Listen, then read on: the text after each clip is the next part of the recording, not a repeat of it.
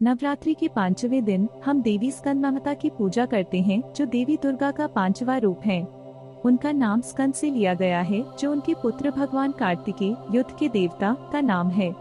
स्कंद माता वह माँ है जो अपने बच्चों को पोषण, सुरक्षा और शक्ति देती है।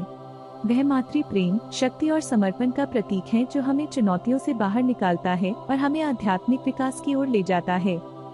आइए उनके रूप के प्रतीकात्मक अर्थ को समझें।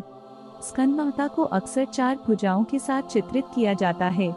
2 हाथों में वह कमल धारण करती हैं, जो पवित्रता, भक्ति और आध्यात्मिक जागरूकता का प्रतीक है। इन कमलों से हमें यह सीखने को मिलता है कि हमें सांसारिक इच्छाओं से अलग और शुद्ध रहना चाहिए।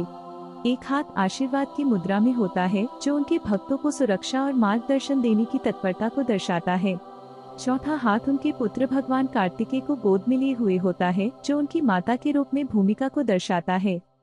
वह एक सिंह पर सवार होती हैं, जो निडरता, साहस और शक्ति का प्रतीक है। सिंह की उग्रता के बावजूद उनका मुखमंडल शांत और गंभीर होता है, जो शक्ति और करुणा के संतुलन को दर्शाता है। आध्यात्मिक रूप से स्कंद माता की कृपा से भक्तों को बुद्धि, शक्ति और समृद्धि प्राप्त होती है।